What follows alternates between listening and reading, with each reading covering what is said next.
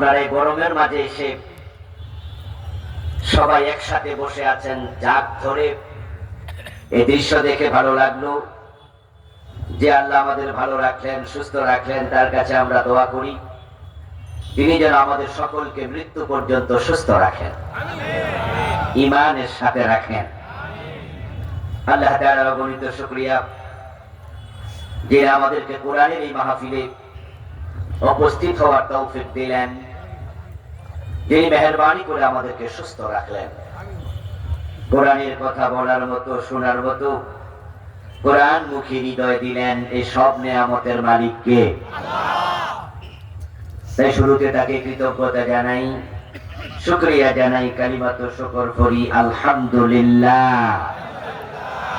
আমার সাথে একটু পড়ুন, রব্বানা লাকাল হামদ হামদান কাসীরা তাইয়্যিবা মুবারাকান ফি সুবহানাল্লাহি ওয়া বিহামদিহি আদাদা খালকিহি ওয়া রিদা নাফসিহি ওয়া জিনাতা আরশিহি ওয়া মিদাদা কালিমাতিহি।